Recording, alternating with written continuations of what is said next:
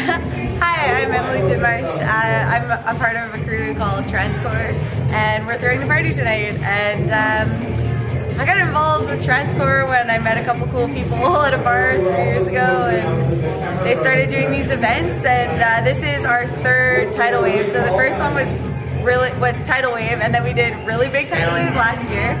And then this year we sort of we wanted to throw something a bit smaller, something that we could afford to do. So we threw microwave. Black light reactive, fun stuff. And it's all about the scene, the vibe, the party. That's what all of this is inspired by.